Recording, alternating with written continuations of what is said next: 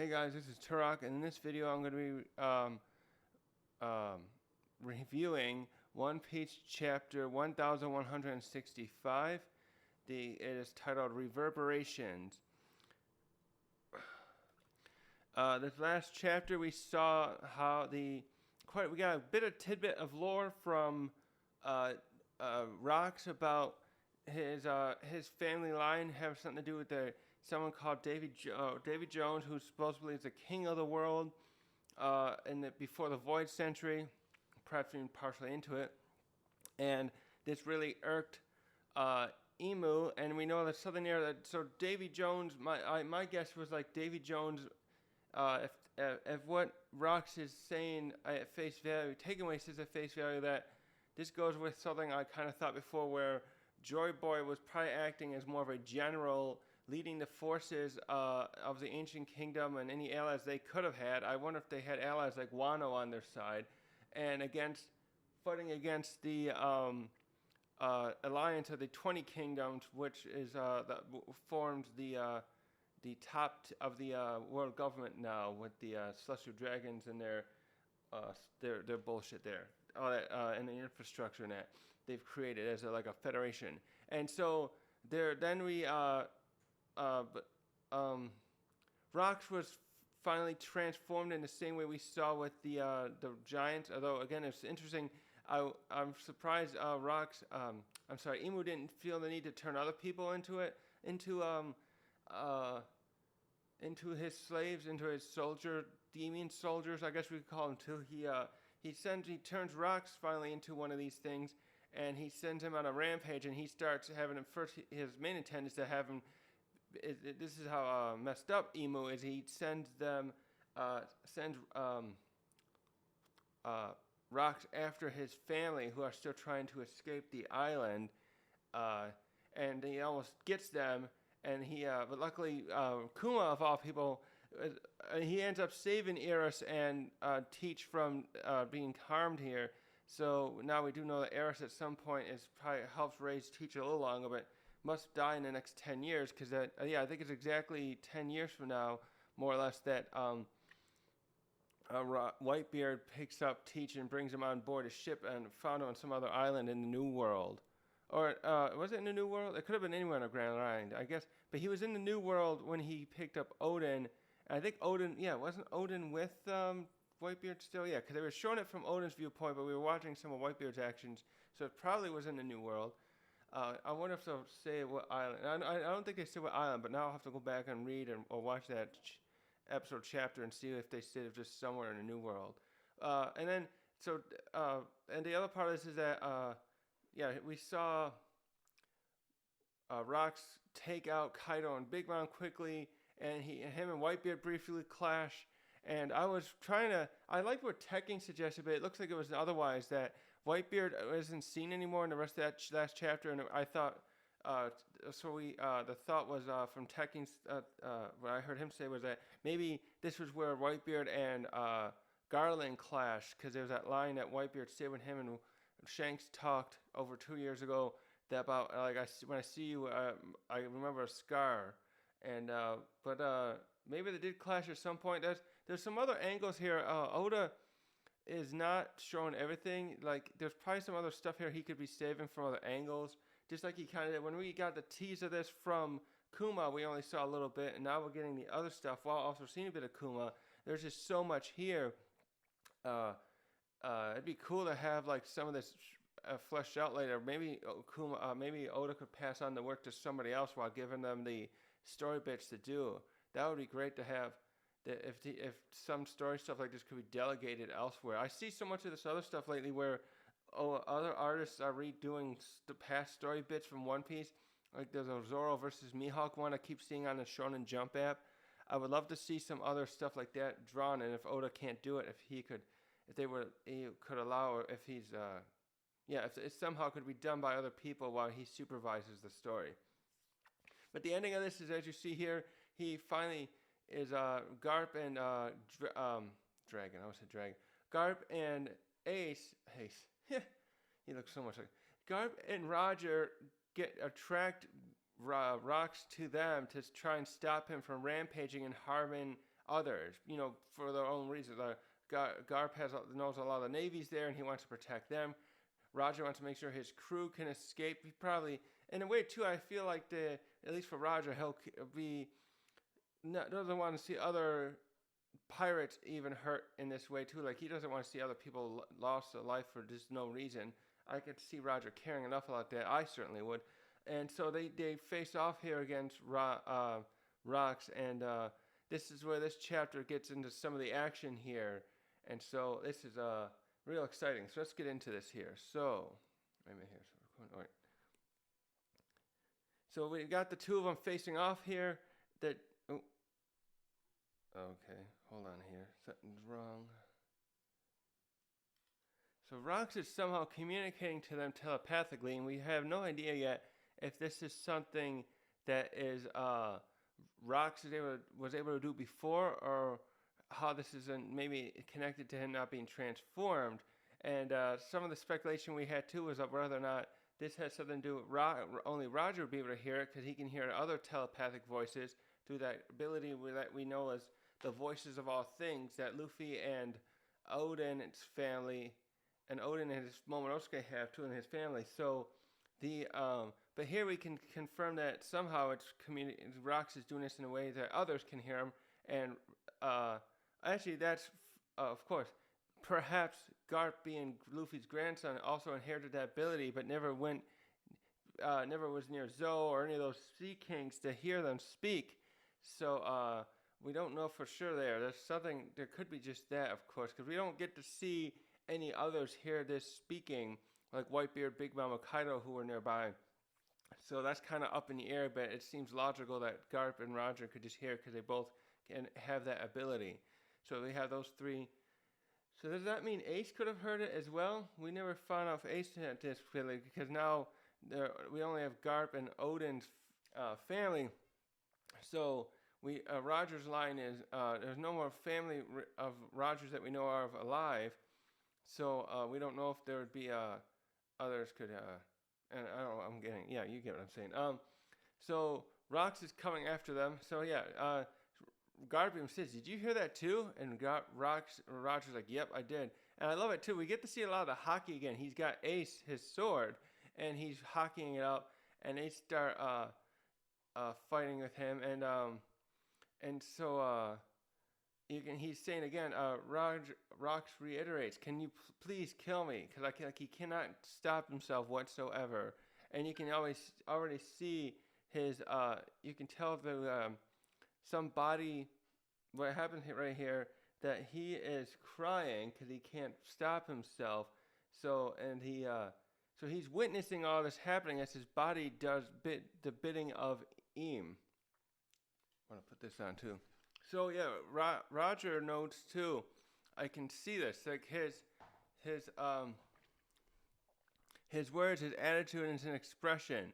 They can tell like his language from his face. It's almost like the only thing Rox is able to still control is a bit of body language in his face. And he says Roger notes these are all telling different stories from his aggressive actions. Of him coming after them and rampaging after the others we saw before. And so now we get a great shot here as they start clashing with Rox. And it's just such a good shot. I cannot wait for all this stuff in the anime. This is going to be... I wonder if this is why they're taking time off too. They're going to be getting their teams prepped ahead to do some of this action that's going to come up. So anyways, you got, Rox holds off... Ace... Roger holds off Rox's sword as Garp jumps in there and gets an opening, and he is able to get a good punch into Rox's face. And so the teamwork here, they definitely, we're going to start seeing though is that they're going to start trading blows with Rox. This shot here shows them getting in a good first hit, but he really starts making them have to try hard too. He starts damaging here. They're holding him back there for a moment. It looks like they're damaging him, and then probably through this Conqueror's Haki, he just blasts them back, and they're both just slammed into nearby rock walls there. And yeah, oh, even there, I didn't even notice that initially. Look at that shot. The Conqueror's hockey, just as we've gotten used to it, when it clashes, exudes so heavily, goes across the up into the sky, even, and parts the cloud with its expansion, so to speak. And you got all these other people watching. And that's something to stop and think about too. I was just thinking about earlier how when this is over, Roger goes back to the ship with the others, and they're gonna be like, "What the hell happened?" None of them, almost no one on Roger's crew, probably no one at all, saw what's happening here yet. A lot of these Marines are still there witnessing this fight, and it's just amazing. Like, I wonder how many of them could be still alive today, or if they retired, and they have these stories they can tell their grandchildren. Like, yeah, I saw this epic Garp have this epic fight against a pirate named Rox years ago. Like, how much would they even tell that? Would they want to tell that stuff? And they even hint at the end, like, about the secrets of this stuff, like how the very little information is known about this. They mention later about some kind of how some of the cipher pole and one of the Navy branches has a little information, but it's probably like, top secret classified type stuff, like you see in the movies. So now we're going to start switching around to some of the other characters. We've got some other, those probably are some pirates right there. Is that John and somebody else from Rocks maybe? And yeah, I just love how God Valley looks now. It's like, actually, I want to stop there too. Do you guys, is there anyone who watches, do you guys go with that theory? There's a one I saw or heard somewhere about how Thriller Bark, the island that Moria converted to a ship, that might be that God Valley, because I think Moria was born in this part of the right, this blue. I gotta look again. I know. I think, was Capone born here too? I was looking up some birthdays a while back when we started this up, or when we were talking about God Valley at some point. I was looking that up. But anyways, I wonder if that's true. But we go to some of the other Rocks pirates. We got Silver Axe saying, "Let's get in a ship and get off of here." And some of the other, so he's talking with some subordinates and trying to like lead them out of there. And then some of them say, like, what don't you think? Don't you mean we should just get on Rock's ship and leave? And I actually kind of agree with them that way. Like, wouldn't you just want to take that ship and leave? But Silver actually says, well, you think he's really coming back? I don't know. I find it kind of weird. Wouldn't you want to, like, commandeer his ship, make it your own, or you don't want to have anything to do with it anymore? And we got Shiki, and he's gloating over this. He's like, the end of the Rocks pirates. I bet he was, like, sick of being part of that crew. He definitely was one of the people that really, like, was always trying to fight with everyone else. And him and Silver Axe don't get along, so they're definitely not going to go back together. What is it? Some people are thinking they're also from Wano. So we got other pirates. We're seeing some of the other ones start to evacuate. Like, holy shit, the clashes of hockey and the all the other stuff, and then everyone's like, oh yeah, we're staying away from the center of the island now. This is not safe anymore. So we got some other people on one of the Navy ships. This must be, this is Garp's ship. I can see the bone on, like, and this is probably Bogart, I'm gonna guess. And he's like, what, Vice Admiral, what do you mean? And he's like, you heard me. Get everyone you can on that ship and get out of here right now. And we switch to Roger's crew. And we got one of his members, and he's saying, what's happening on the island, Roger?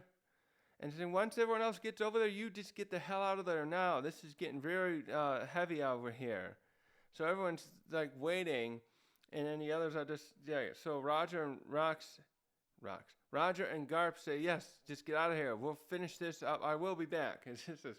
So now the two of them realize they got to get serious, and we have this great double shot of the two of them together.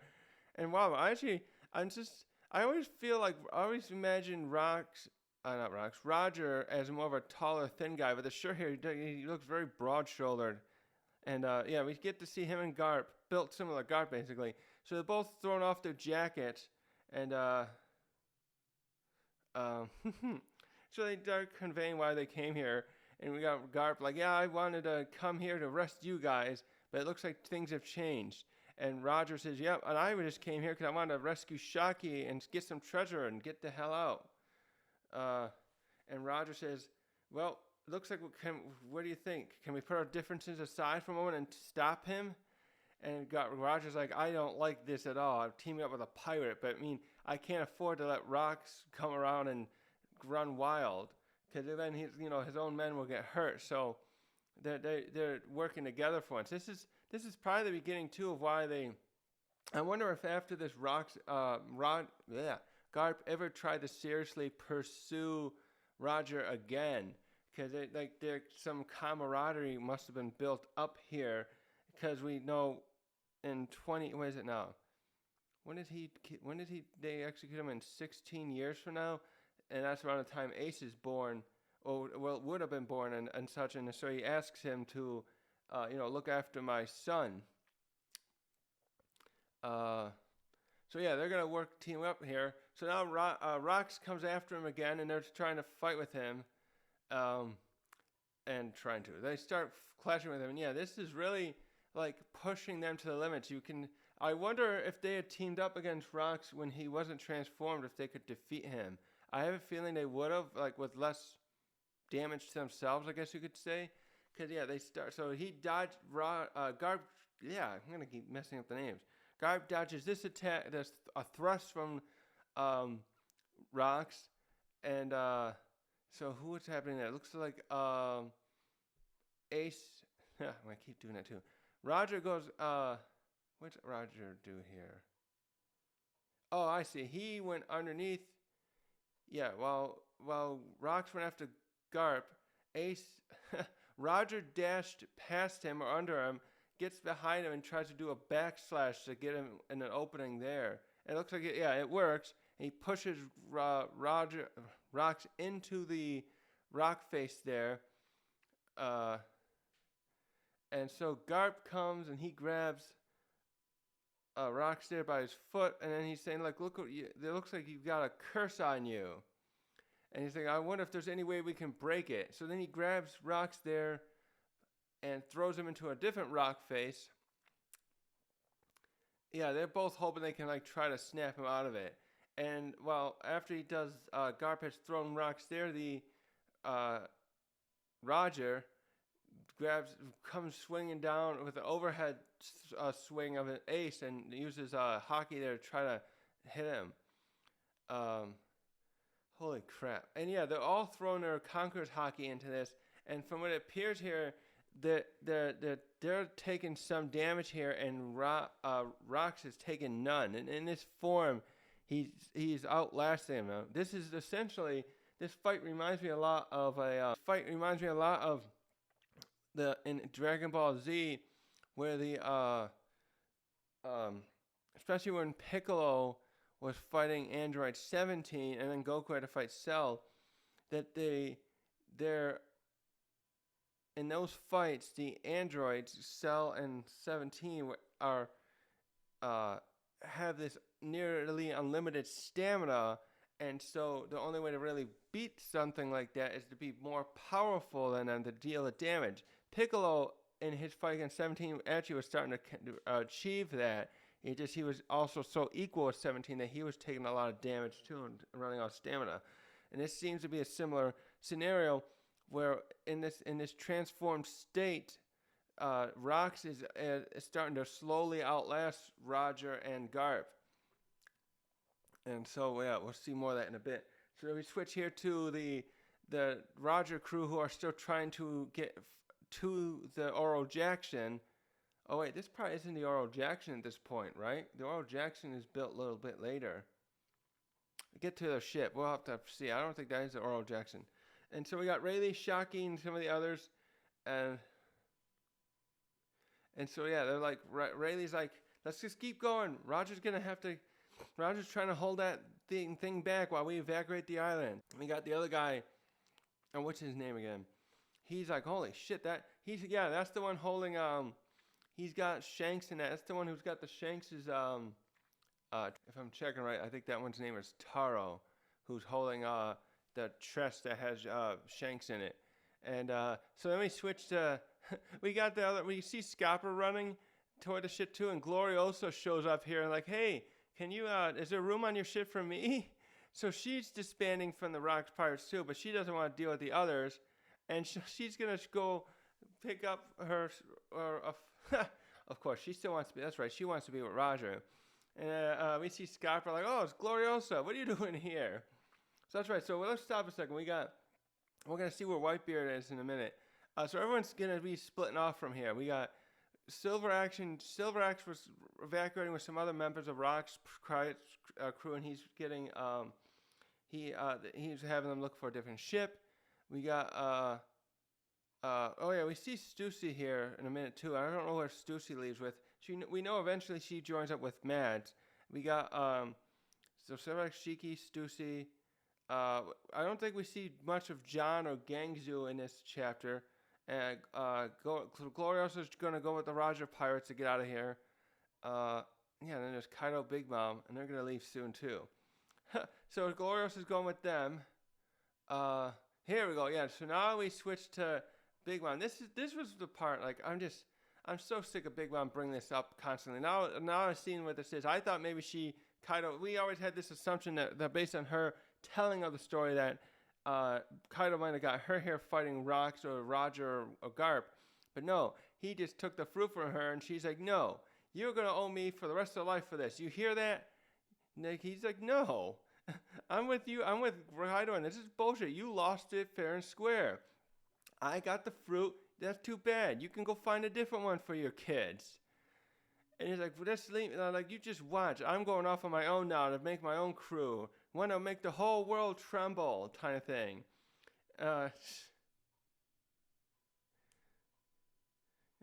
And so she's like, oh, you're going to challenge me, eh? Because she's already had this wish, too, of being the king, the queen, or monarch of the seas. So it's like, don't keep dreaming. You'll never beat me. And so we got Streusen over here like, Lin, let's go. Forget it. Let's get that treasure and get out of here. And she's like, I'm going to come and collect this debt one day. And he's like, I'll be waiting for you. It's just like, yeah. I obviously don't like Kaido either, but like, Big Mom just feels like a sore loser. She's just thinking, oh, she's got this mentality like, oh, I should have had it. You took it from me. It's not fair. Like, oh, you're always talking, your fairness about this shit is bullshit. I don't know. I'm just so done with that. I was saying, like, someone trying to make you in debt to something when there was no, like, rules. Like, just, there's no rules in this stuff. I get it, though. I think because she always has these certain rules about stuff, but when it comes to this, it's just like, you just sound like a sore loser to me. And so that's the end of we're going to see of them in this chapter. And we get a scene here with Rox and the others fighting, and we can see here how Rox is slowly overpowering them, and like the like I said, the stamina thing. He's thrown Roger into a rocks there into the ground, and so the fights there is slowly wearing them out. So we'll get back to it later again. So now we switch to Whitebeard, and this perturbed me a little bit. I figured Whitebeard would want to go and help, and I thought, again, like that. I liked Tegan's idea that maybe he was fighting Garling, but no, he's just walking along by himself. He doesn't look injured or tired out. He decided not to help those two, I guess. I was just thinking, what if all I can think of is I guess he didn't want to get in the way. He doesn't feel it's his business. I'm a little perturbed by this. So as he's meandering along here, we got this new character that comes out of nowhere. And he's like, oh, you're the one who knocked down that mountain, huh, Newgate? And he's like, it looks like your crew's falling apart. And Whitebeard's like, who are you? And this guy, we obviously can figure out who this is from his face. He's like, oh, my name's Graham. And we get the little title card. He's a captain of the Polo Pirates. And he's like, I've heard about you, Newgate. I'm a big fan. Say, I guess you got no ship to go back to, huh? Why don't you team up with me? So this must be Marco's dad. Marco's in his early 40s, right? So at this point, Marco would probably be 3 or 4 years old. And so at some point here, I guess Whitebeard is going to end up teaming up with this guy. There's a story here that Oda's probably going to unveil at some point through Marco of how this worked out. This feels a bit like what Struzan and Big Mom working together, and how this led Big Mom to do some of her activities. And I'm wondering if there's something here where there's a partnership here, where Whitebeard works with this guy for a while. He's clearly a captain of his own crew, as it reads here. But then Whitebeard's going to be forming his own crew in a short time here, relatively. We know in 10 years, so he's formally has his crew for sure. Yeah, Whitebeard's just like, oh, buzz off. I don't want anything to do with you. He's just like, I've already dealing with these other guys for 10 years. I want to have some time alone. He just wants to get away from all these crazy characters, and I don't blame him. He's got Stussy chasing after him, and we see her here. She's worried about him. Oh, yeah, she is there with Gangzu. Okay, we did see him. I forgot. I don't think we saw John. I thought we saw the back of John's head earlier, but Gangzu's there. So they're running off with some of the treasure. She's still concerned about him, which is nice in a way, but we know she's been kind of not harassing him, but close to it when she was saying, oh, Nuge, I love you. And he's like, I never cared about you. Get away. And she would keep jumping on him and like, come on, I'm right here. And so, yeah, she's like, where is he? And Gangzu's like, Gangzu? Something like that. I don't know. Don't you asking me? We're trying to get the hell out of here. Oh, so we get Dragon here. This is great. Dragon's probably going to leave shortly after this. We can see this now. Even if he stayed, he here commandeers this ship, takes charge of it essentially, because he's just a private, right? Or whatever the lowest rank is, rank and file soldier. He's got on this ship, took charge of it. Here, look here. He's got whatever officer is here, and he's got a gun pointed to this guy. And so he's just fed up. He's got this guy like down, and like the other guy's like, what are you doing, Dragon? You're out of line. And that's from the previous panel. And he's like, you people know what's going on here? Answer me. How could you do this and be collaborating in this kind of activity? And then he orders the other soldier, like, those people over there, you get them on the ship right now. You help them out. So we got other slaves or citizens of the from God Valley just standing out there. We saw earlier that some of them were being shot and killed. That almost happened to Teach and Eris too. And he's like, you guys do this now. If anyone tries to stand up against me, I'll shoot you too. And the other officers there, this isn't going to end here, Dragon. And I think that's Dragon saying it better not. Yeah. He just means like, what is that? How does he say that? He's trying to say, anyways, he's just saying, I don't give a damn anymore. You people disgust me. You know, these people we should not be complicit to this kind of activity. Holy shit. So Dragon, he might just leave on his own, but at the same time, the Navy will probably, Marines will probably, what do they call that in the military here? Dishonorably discharged or something like that. And they would probably, in this case, because he held a gun to a superior officer and stuff, probably try to imprison him for this kind of bad conduct or whatever, and stuff. But he's probably just going to get the hell out of there. And I wonder if we'll get any kind of conversation between him and Garp after this, too. Because, first of all, Garp probably doesn't even realize Dragon's here. And then he's going to be like, what the hell are you thinking, sticking a gun to an officer like that? And then at the same time, too, Dragon will probably be like, I'm not staying here anymore.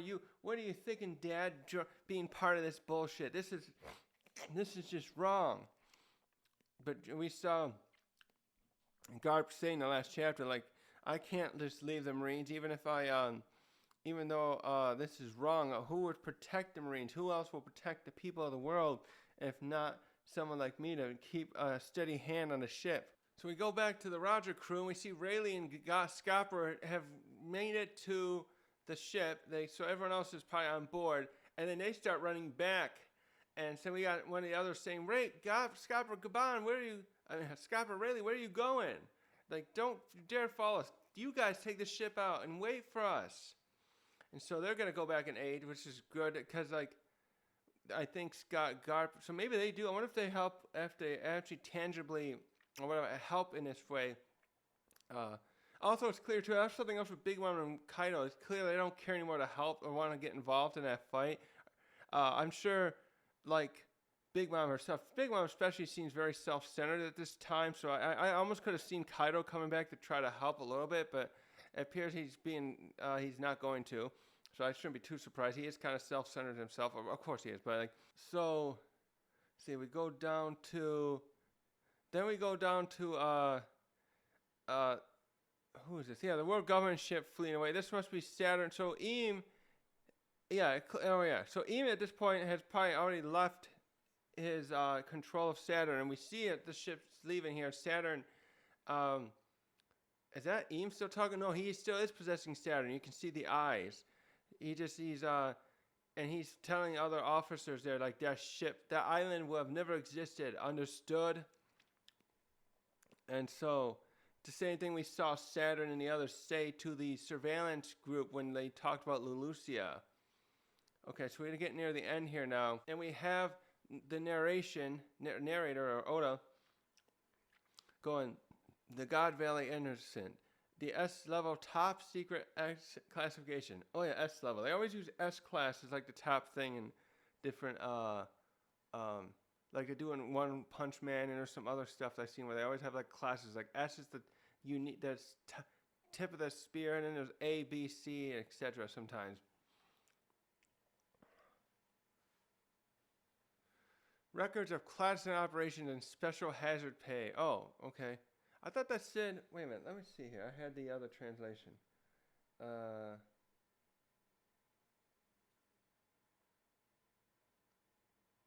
Oh, okay, here. Let's see. How did I say this?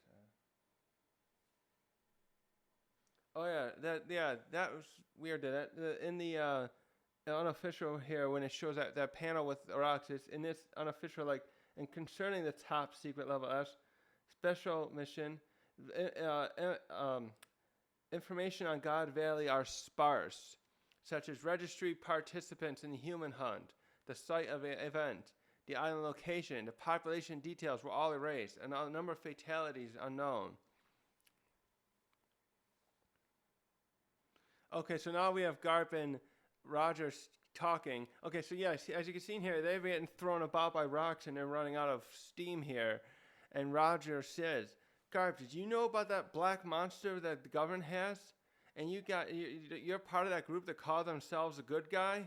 And Garp's like, well, I can't believe it either. Oh wait, it was this one. I thought it was in the last one he said that. No, he says that here. He says, if you decide you're going to quit the Navy, why don't you come and join us? And Garp just says, don't be an idiot. If I quit, who's going to watch out for the rank and file? Okay, yeah. I thought that was the last chapter for some reason. Okay, no. I'm getting that part mixed up. That's something, too. I want to stop here a minute.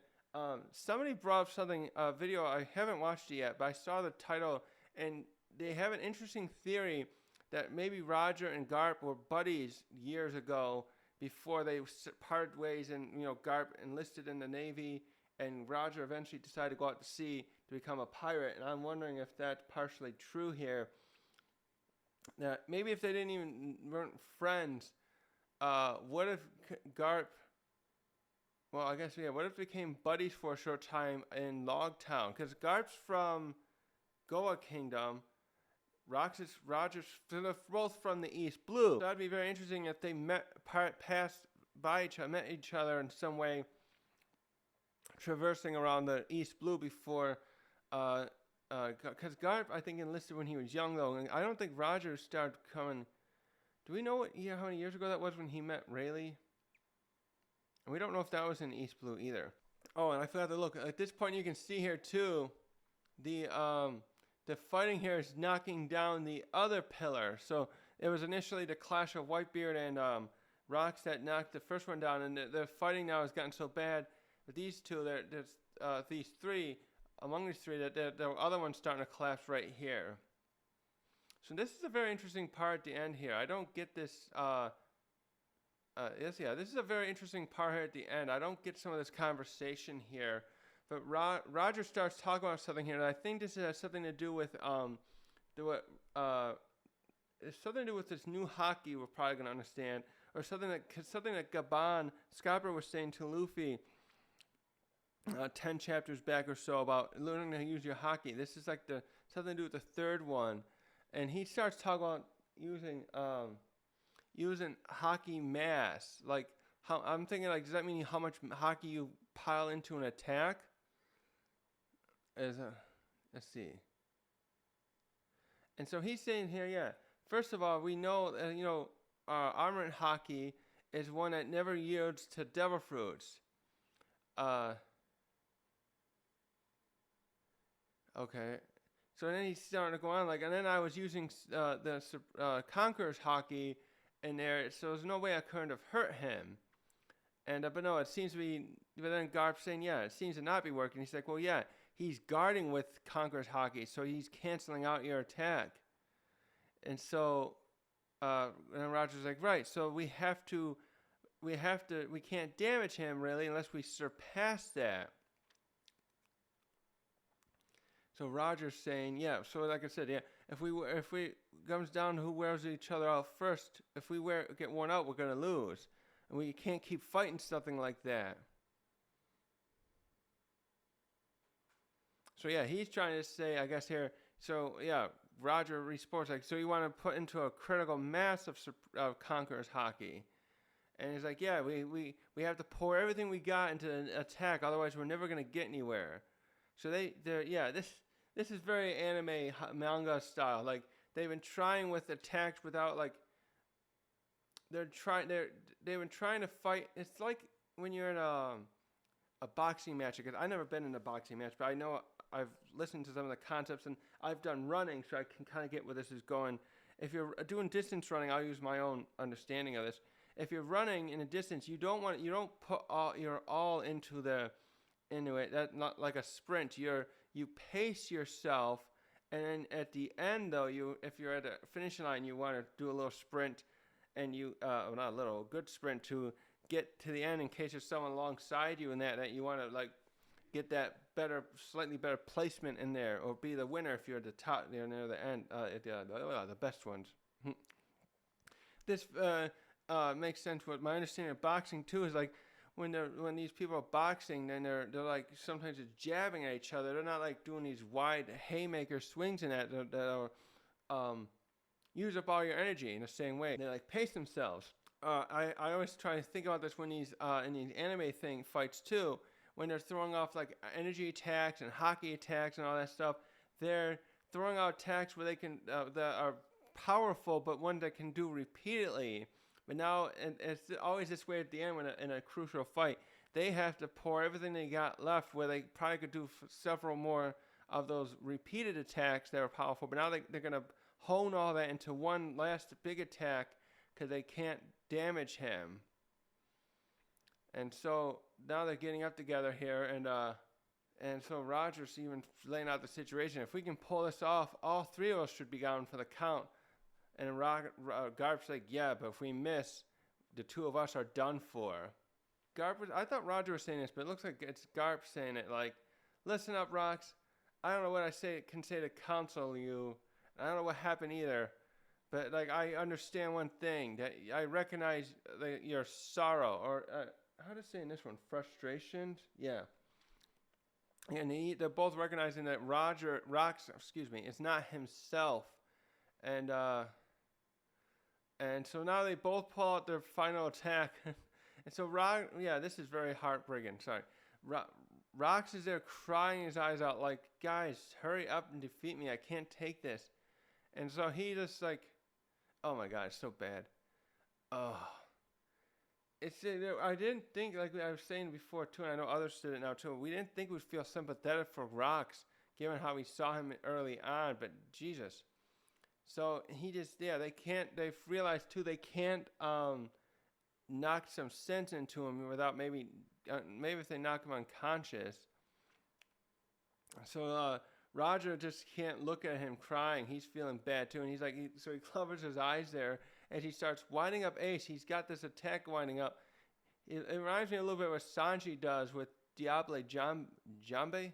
And he's winding his sword around while he's infusing it with haki again, and he says to Rox, "Please don't cry. I can't do this."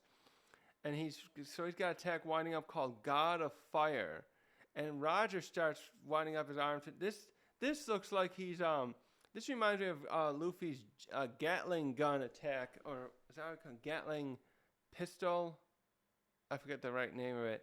Where he punches his arms many times, and then he's also like stretching it out, and that's how he like beat Lucci. And he tried to use that one against Smoker, I think, but he couldn't hit Smoker. But yeah, he always does either like those infinite punch things, like, and that's what it looks like here. They call Infinium, or like Luffy likes to do a one big punch, like his Gear Third stuff, or later Kongan. And so we get this final shot here, where, so yeah, I don't know if what we're gonna see in the next chapter here. So we get this great double page, and so we got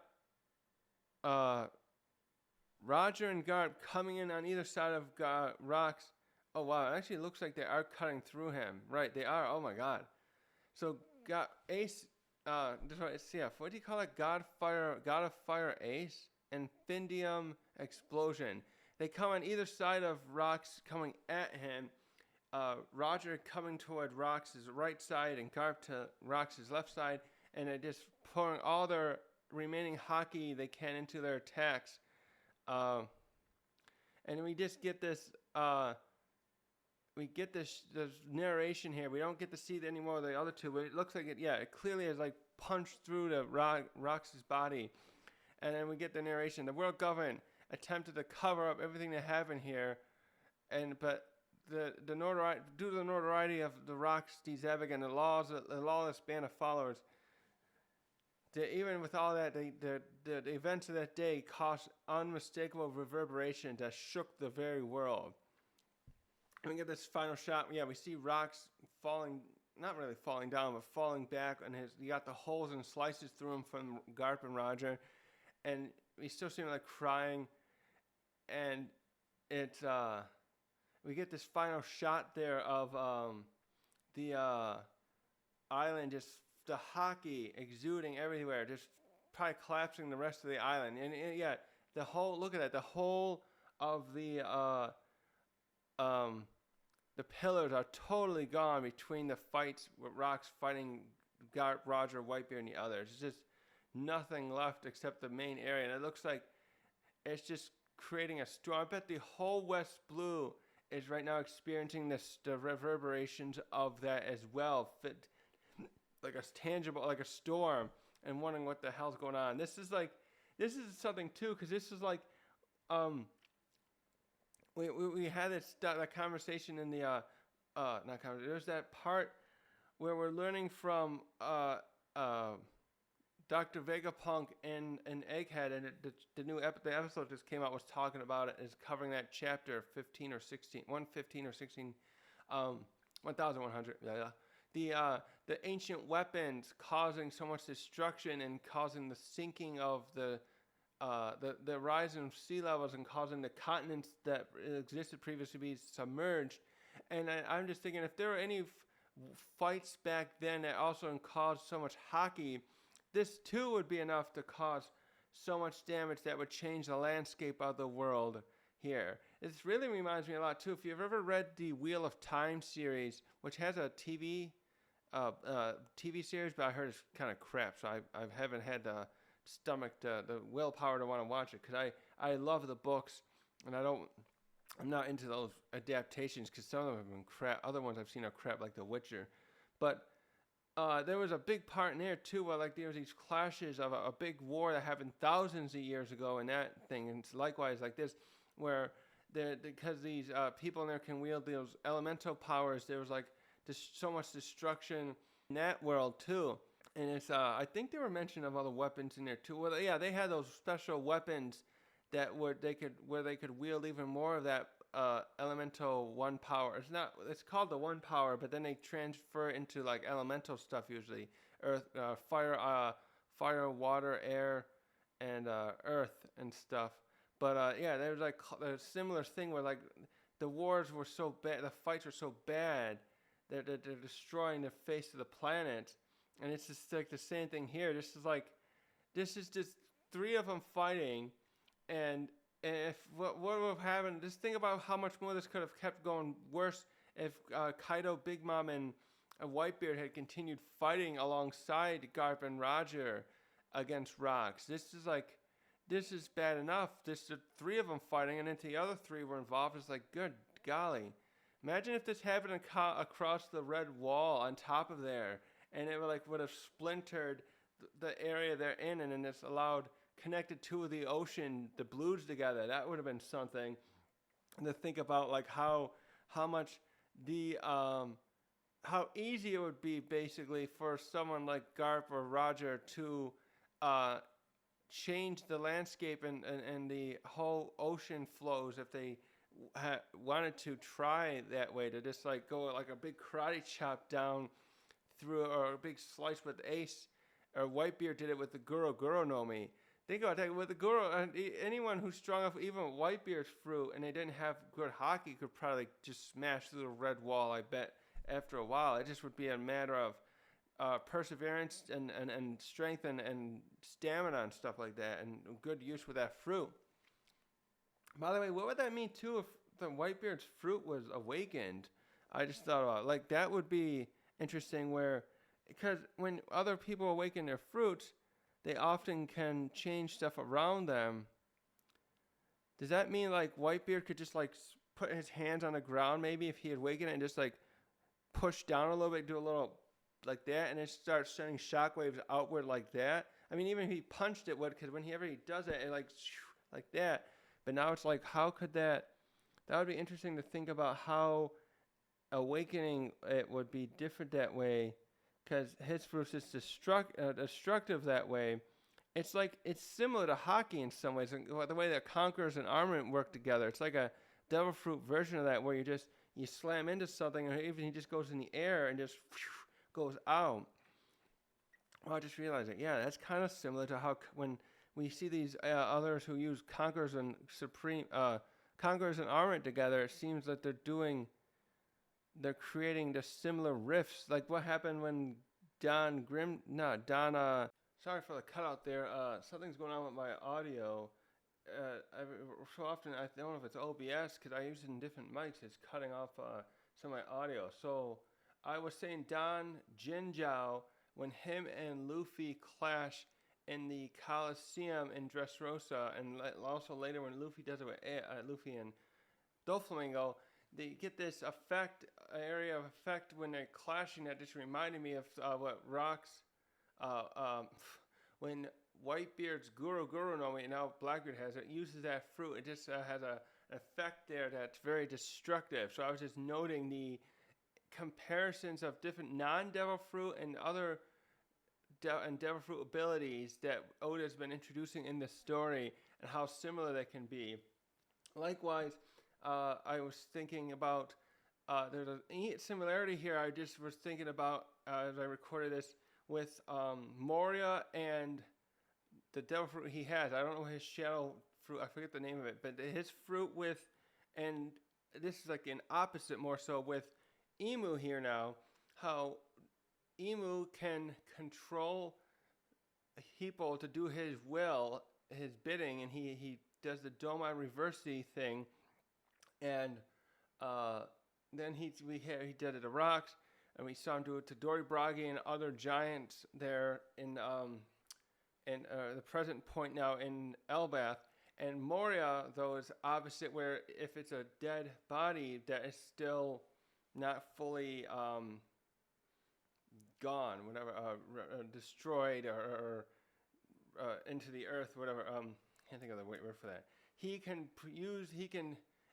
has to have another person's shadow, though, right? He has to take a shadow from a living person, and then he can reanimate a living body and then have it do his bidding as a soldier. So he was creating a giant army for several years or more in Thriller Bark, which might be, now we have this, some people are theorizing is actually the remains of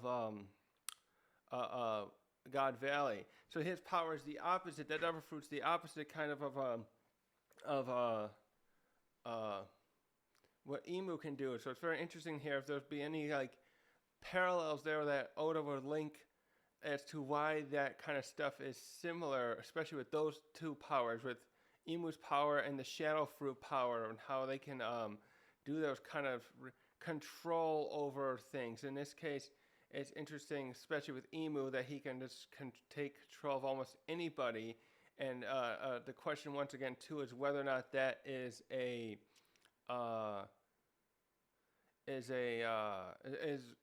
something that can be what's the word I'm looking for?